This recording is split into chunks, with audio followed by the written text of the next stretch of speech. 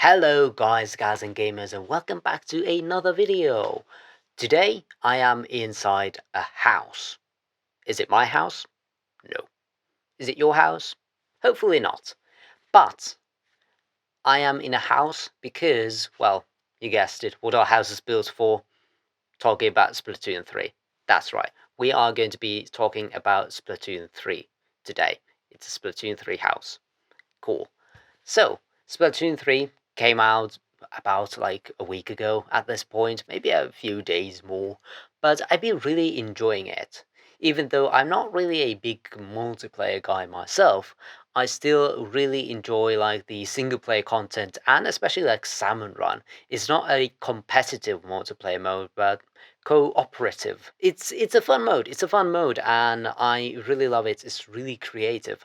But what really makes this mode really exciting are all of the bosses that you can encounter in this mode. And that's kind of what I wanted to do today is go over all of the bosses from Splatoon 3 Salmon Run, the Salmonoid boss Salmonoids, and rank them from the best to the worst ones, which are the complete worst ones that you never want to encounter.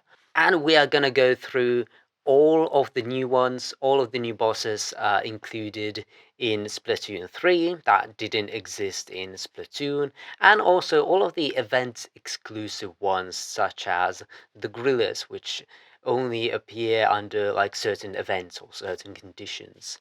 So I think this is going to be a very interesting list, but without any more rambling, let's just get started with it, okay? So at number one, or the best one, my favorite of all of the bosses here, is a completely new boss to Splatoon 3, and that is the Flipper Flopper. I also love these names. These names are so fun. But the Flipper Flopper is this fish kind of boss that puts up this like circle on ground, and then you basically have to fill out a circle before the fish, comes down. He just jumps up from the ink and then tries to come down to this circle, and then you just have to splat that zone. So the flipper flopper then gets damaged, and I really like this boss idea because it's kind of taking a multiplayer mode, the splat zones competitive mode in Splatoon, and making a boss character out of it. I think this is like very clever. Plus, whenever I encounter flipper floppers, they just seem easy. I've never had trouble taking them down or avoiding them. I don't think a single time I've been playing Salmon Run all week. I don't think a single time Flipper Flopper has actually got me. And I just really like these. These are just so fun. Okay, next up we have Goldies, which is a very special boss in Splatoon games because it only appears during certain events, and those are like the Rush, the Goldie Seeking event, and the Fog, where you basically the challenge isn't so much defeating this Goldie and getting those power eggs, it's rather like finding it. And during Fog, some other bosses appear alongside Goldies, but usually Goldies aren't by themselves. So Goldies, I feel like, are really easy. They are very much near chums, so it's basically all crowd control whenever Goldies appear. So it's a very easy boss to take care of, and it can give you more than the usual amount of power eggs as well. So this is a kind of an easy boss that can reward you very well, and it's not that difficult to defeat. Next up is Chin Hooks, which is another very special event only boss salmonid, and these only appear during the mothership event where this big UFO comes and tries to suck down all of the power eggs, making it possible for you to lose power eggs. But the main event is the chin hooks, I feel, because these are the only boss salmonids that appear then, and they bring other salmonids to the board, other enemies for you to defeat, but they themselves are usually pretty easy to defeat. Now, there is kind of a hook here to chin hooks, and that they only give you one power egg, but still they are very easy to defeat, so it's not that big of a deal. Next up is the griller, and yes, I know, another special event boss Salmon, but I just feel like these are usually pretty easy compared to some of the actual bosses to take care of, and I rather enjoy all of these like new special events that can happen, these special occurrences, because they just provide some variety to the gameplay and they're usually quite fun. So the griller is this boss Salmon that is always following you. They always pick a specific player and they follow you around. And when grillers appear, only grillers appear. So I do not think there are other bosses or other salmonids that can appear when they do. And why they can be quite intimidating and dangerous when defeated, grillers have the unique ability of giving you up to 5 power eggs, which is just amazing. So even if it is really hard to defeat, sometimes the reward is definitely worth it. And you only have to defeat a few of the grillers for it to become just a game of survival instead of getting more power eggs. So this is definitely a good boss to go against. Sometimes if it's low tide and there is not much area to go around, grillers can though be a bit more difficult.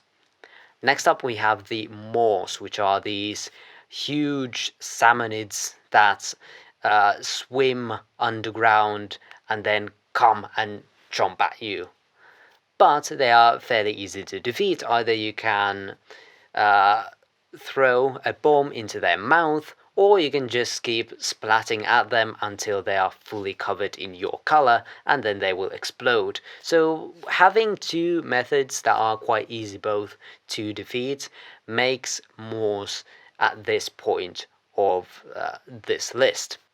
Next up is a new special occurrence in Splatoon 3, and these are the Mud Mouse. Now, I've never had trouble with Mud Mouse. They are these very tall bosses that you just basically have to throw a bunch of bombs into their mouths. While bombs are not the most easiest to get, you have to wait a long time for the ink to refill, but still mud mouse are usually like very slow, and when they attack they don't, like, they are not so much of a threat. It's just like taking them down. It might be a bit difficult to take all of them down, getting enough power eggs, but they are not usually that dangerous to go against. So this why mud mouse not that big of a deal.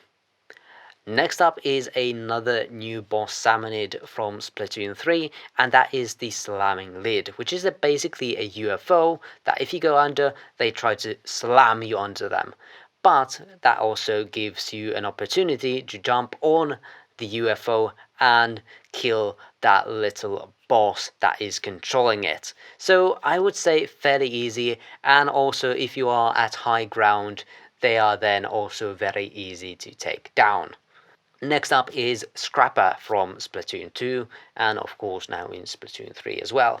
Scrappers are these little salmonids that are controlling this car-like vehicle that just try to ram into you. The defense of a scrapper is that they are covered from almost all sides except the back. So back is where you try to attack them. But these are very, like, even especially like early game, these are basically no threat at all. It's a bit difficult to take them down, but still getting 3 power eggs usually pretty easy, unless there is a lot of chaos where scrappers can be really annoying and it might be really hard to get like to the backside of them because they always keep following you around, so they don't easily expose that backside of them. Next up is Fish Stick. Now, fish sticks were also introduced in Splatoon 3. Basically, it's this large pillar with a bunch of little salmonids on top flying in a circle. Now, what makes this boss difficult is that the fish that are flying above sprinkle their paint down below, which is hazardous maybe, but not that threatening. But you have to get on top of the pillar to defeat them. And when you do defeat them, the power eggs appear on top of that pillar. So the rest of your teammates will have to go up that pillar as well, or you need to throw them down, which does take a bit of time as well for you to get those precious power ups. So they are not that easy to, get. Next is Drizzler, and this is a personal enemy of mine. I do not like the Drizzlers. Drizzlers are basically boss salmonids that use an umbrella to cover themselves, but sometimes expose themselves after they have attacked, and their attack is basically the Inkstorm special ability. And what makes this kind of dangerous, in my opinion, is that the Inkstorm goes over a very large area, and they can be a bit hard to defeat because they can sometimes protect themselves with the umbrella that they use to travel around somehow. I do not know how that works. Then we have the Stinger, and this is actually a very difficult one, but at the same time, out of all of the bosses, maybe my favorite one for a very weird reason. Stingers are basically these very, very tall bosses that shoot like laser precision, like using a power washer, I think. These very laser-like beam at you from really high up, or maybe on the other side of the level, so they can definitely be a hazard. They can definitely be dangerous, especially if there are multiple stingers on the level, or if there's otherwise chaos. They can be really, really dangerous. But why I like them personally is that they are kind of easy at the same time to take down, because they take damage from every part of their body, unlike some many other bosses. And just the sound design of splatting them, it's very satisfying. So that's why I kind of like this boss salmonid as well. It is very dangerous, but at the same time, I really do like defeating them. Okay, only a few more left, and now we are going to Steel Eel. Steel Eel is basically like this mechanical eel that is controlled by a boss salmonid in the back.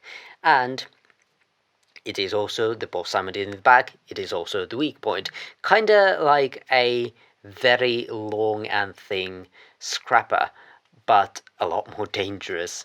So yeah, steel eels are not welcome whenever there's a lot of like chaos on the screen. I don't like them. They can be very hazardous. If there's just like early game, if there's just one steel eel, it's rather easy to take down, but they are fast and they can just quickly corner you. So that is a lot of danger for you to worry about, to be honest. Then we have steel heads. Now, what I don't like about steel heads is that you can only damage them while they are throwing a big bomb at you, which makes them really dangerous. Now, it is quite easy to usually avoid the bomb that they are launching, but at the same time, they can be kind of difficult to take down. So that's why Steelhead is the third worst on this list. And the second one is the worst new boss introduced in Splatoon 3, the Big Shot. Now, Big Shot is this big salmonid fish that has a cannon that shoots a cannonball that emits like a wave that you have to dodge by jumping. So this can be really annoying. By itself, again, not so much a threat, but just to avoid that power wave, especially if there are multiple cannonballs on the field, can get really annoying. If things are already hectic, Big Shot is just there to make things worse. What's worst is that Big Shot usually kind of stays near water, so it doesn't come to the center where the egg basket usually is. So in order to take Big Shot down, and it also goes hiding in the water sometimes, which makes it even more annoying, is that you would have to travel a long way, and if things get hectic, you kind of want to stay as close to the basket as possible, at least from my experience. So a big shot is more like a big hassle to take down. But that is not even the worst one on this list, because at number one we have the worst boss in Splatoon 2 and in Splatoon 3. It is the fly fish. Now, what the fly fish does is basically shoot ink missiles at you, but what makes it the most annoying is the way you defeat it. Now, flyfish is basically just a small salmonid that is flying with like two like trash containers or something, and in order to defeat it, you have to throw a bomb into both of the trash containers that are usually not even open unless the flyfish is already attacking, which makes it incredibly hard to defeat. It will take you a long time, especially if your aim is not that good or your timing is not that good. You can easily miss the bomb that you're throwing, and it does require you more than one bomb. And if you're playing multiplayer, usually it is like everyone just for some reason aims for the same container at the same time, which is just really annoying. So flyfish, they are dangerous and they are really annoying to take down. I would rather have something else here, like the containers being always open. Maybe the flyfish could move around a bit more to still have it be difficult.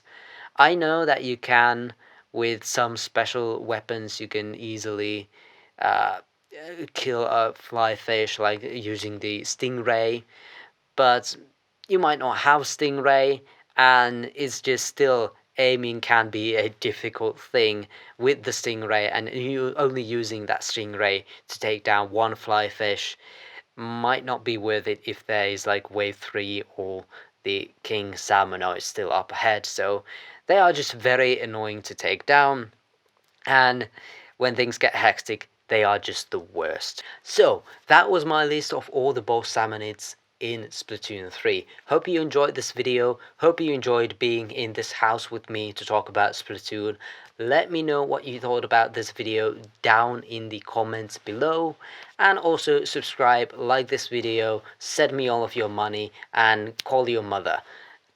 That's enough said. I've rambled enough. I just see you guys next time. Okay, bye bye.